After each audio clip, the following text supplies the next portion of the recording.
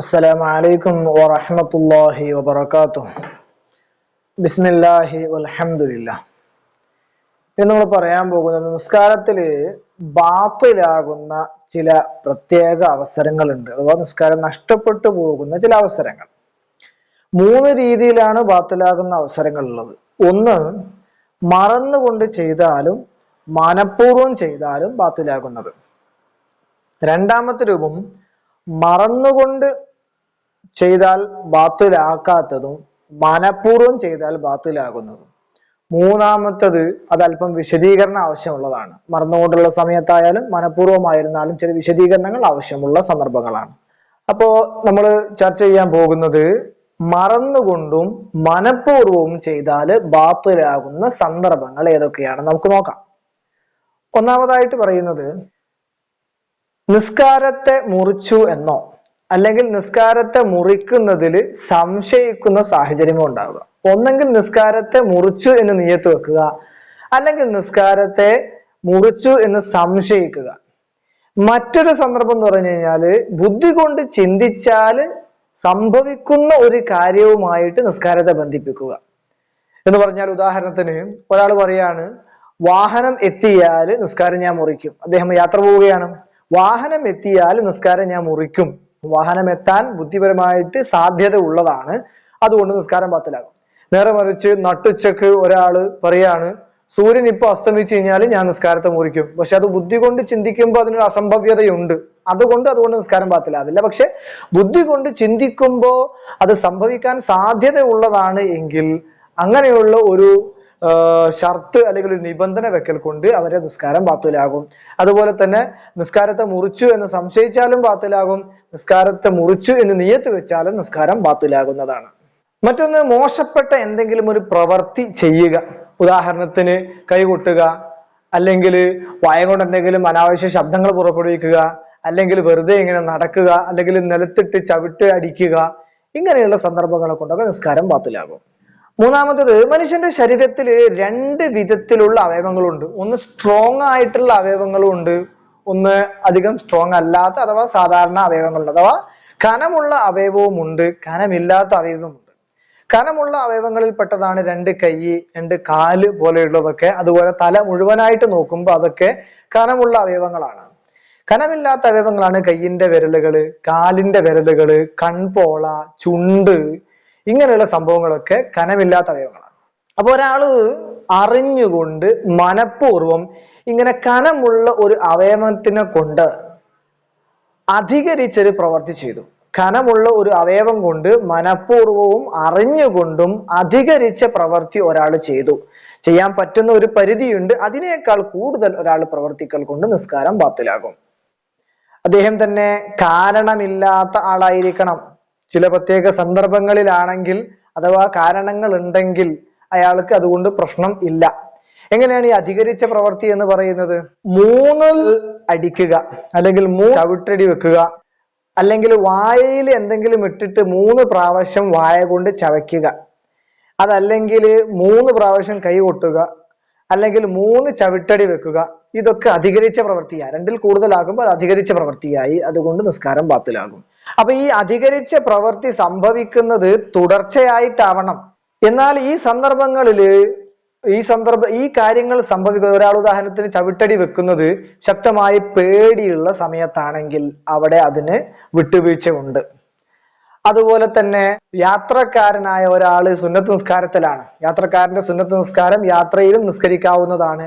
അങ്ങനെയുള്ള സന്ദർഭമാണെങ്കിൽ അവിടെയും വിട്ടുവീഴ്ച ഉണ്ട്. പിന്നെ ഈ ഒരു ചെയ്യുന്ന പ്രവൃത്തി തന്നെ അത്യാവശ്യ ഘട്ടങ്ങളാണ്, ഒഴിച്ചുകൂടാൻ പറ്റാത്ത സാഹചര്യമാണ് എങ്കിൽ അവിടെ വിട്ടുവീഴ്ച ഉണ്ട്. എന്നാൽ അധികരിച്ച പ്രവൃത്തികൾ കൊണ്ട് നിസ്കാരം ബാത്തിലാകും എന്ന് പറയുമ്പോൾ അധികരിച്ചതല്ലാത്തൊരു പ്രവൃത്തി, കുറഞ്ഞ ഒരു പ്രവൃത്തി കൊണ്ട് നിസ്കാരം ബാത്തിലാവുകയില്ല. ഉദാഹരണത്തിന് 1 ചവിട്ടടി വെക്കുക, അല്ലെങ്കിൽ 2 ചവിട്ടടി വെക്കുക. മൂന്നാമത്തിലേക്ക് കടക്കുമ്പോഴാണല്ലോ നിസ്കാരം ബാത്തിലാകുന്നത്. അപ്പൊ 1ഓ 2ഓ ചവിട്ടടി വെക്കൽ കൊണ്ട് നിസ്കാരം ബാത്തിലാവുകയില്ല. പക്ഷെ എന്നിരുന്നാലും അത് ചെയ്യല് കറാഹത്താണ്, ഒഴിവാക്കുന്നതാണ് നല്ലത്.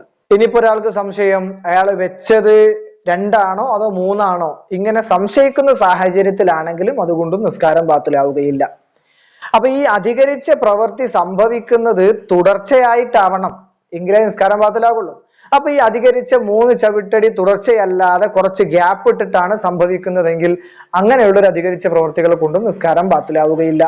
ഇനിയിപ്പോ അധികരിച്ച പ്രവൃത്തി സംഭവിച്ചു, പക്ഷെ ഈ അധികരിച്ച പ്രവൃത്തി സംഭവിച്ചിരിക്കുന്നത് സ്ട്രോങ് ആയിട്ടുള്ള അല്ലെങ്കിൽ ശക്തിയായ അവയവം, നേരത്തെ പറഞ്ഞതുപോലെ കൈകൊണ്ടോ കാലുകൊണ്ടോ അല്ല, മറിച്ച് ഒന്നെങ്കിൽ കൈയിന്റെ വിരലുകളെ കൊണ്ടാണ്, അല്ലെങ്കിൽ കൺപോളകളെ കൊണ്ടാണ്, അല്ലെങ്കിൽ കാലിന്റെ വിരലുകളെ കൊണ്ടാണെങ്കിൽ അങ്ങനെയുള്ള വിരലുകളെ കൊണ്ട് അല്ലെങ്കിൽ അങ്ങനെയുള്ള ഖഫീഫായ അവയവത്തിനെ കൊണ്ടാണ് ഇത്തരത്തിലുള്ള അധികരിച്ച പ്രവൃത്തി സംഭവിക്കുന്നതെങ്കിൽ അതുകൊണ്ടും നിസ്കാരം ബാത്തിലാവുകയില്ല.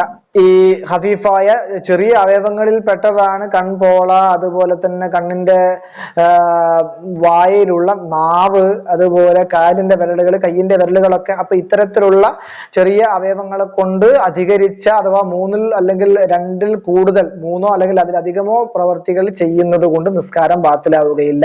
എങ്കിലും അത് ഒഴിവാക്കലാണ് നല്ലത്. ഇനിയിപ്പോ ഈ പറഞ്ഞ സംഗതികൾ ഒരാൾ മനഃപൂർവ്വം ചെയ്തതല്ല, അല്ലെങ്കിൽ അയാൾക്ക് ഇങ്ങനെ ബാത്തിലാകുമെന്ന് അറിയാത്ത ഒരാളിൽ നിന്നാണ് ഇത് സംഭവിക്കുന്നതെങ്കിൽ അതുകൊണ്ടും നിസ്കാരം ബാത്തിലാവുകയില്ല. മറ്റൊരു സന്ദർഭം, ഒരാൾ ശക്തമായി പേടിച്ച സമയത്താണ് നിസ്കാരം നിർവഹിക്കുന്നത്. അപ്പൊ ചിലപ്പോൾ പേടിയുള്ള സമയത്ത് ചിലപ്പോൾ നമ്മൾ അറിയാതെ ചിലപ്പോൾ അനങ്ങുന്ന സാഹചര്യം ഉണ്ടാകും, അതുകൊണ്ട് നിസ്കാരം ബാത്തിലാവുകയില്ല. അല്ലെങ്കിൽ മറ്റൊരു സന്ദർഭം, ഈ അധികരിച്ച പ്രവൃത്തി സംഭവിക്കുന്ന യാത്രക്കാരന്റെ സുന്നത്ത് നിസ്കാരത്തിലാണ്, എങ്കിലും നിസ്കാരം ബാത്തിലാവുകയില്ല. മറ്റൊരു സന്ദർഭം, ഒരാൾക്ക് ശക്തമായ ബുദ്ധിമുട്ട്, പ്രയാസമുണ്ട്. അതായത് ഉദാഹരണത്തിന് ഒരാൾക്ക് നല്ല ചൊറിയുണ്ട്, അയാൾ ചൊറി കൊണ്ട് ശക്തമായി പരീക്ഷിച്ചു കൊണ്ടിരിക്കുന്ന സന്ദർഭമാണ്. ആ സമയത്ത് നിസ്കാരം ഒഴിവാക്കാൻ വകുപ്പില്ല. അപ്പൊ ഇങ്ങനെ ഒരു പരീക്ഷണം എന്ന രീതിയിൽ ചൊറിയോ അല്ലെങ്കിൽ അങ്ങനത്തെ എന്തെങ്കിലും വല്ല ബുദ്ധിമുട്ടോ പ്രയാസങ്ങളോ അനുഭവിക്കുന്ന ഒരാളാണെങ്കിൽ അങ്ങനെ ചൊറിയൽ കൊണ്ടും നിസ്കാരം ബാത്തിലാവുകയില്ല.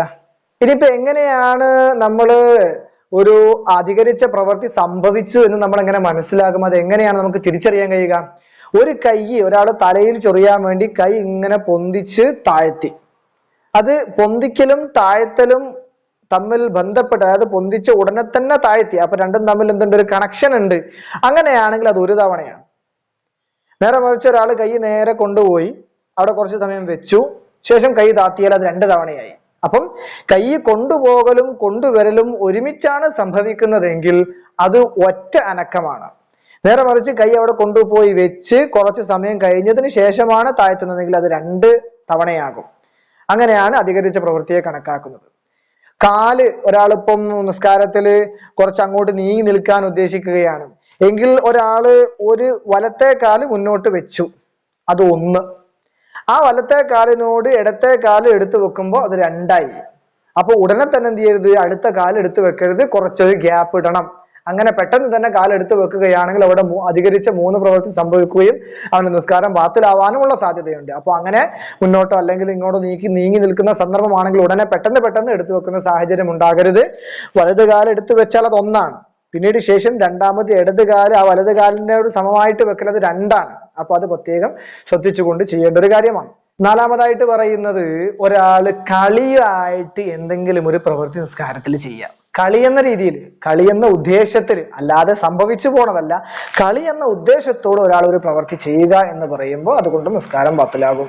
അതുപോലെ ഫർള് അല്ലെങ്കിൽ മുഅയ്യനായ നിർണിതമായ ഒരു ഫർളിനെ ഒരാള് സുന്നത്താണെന്ന് ഭാവിക്കുക, ഫർളാണെന്ന് ഉറപ്പായപ്പോ ഫാത്തിഹ സുന്നത്താണെന്ന് നിസ്കാരത്തിൽ കരുതുക, അല്ലെങ്കിൽ അത്തഹിയ്യാത്ത് അത് ഫർളാണ്, അത് സുന്നത്താണെന്ന് ഒരാൾ മനസ്സിൽ കരുതലോട് കൂടെ തന്നെ അയാളുടെ നിസ്കാരം ബാത്തിലാകുന്നതാണ്.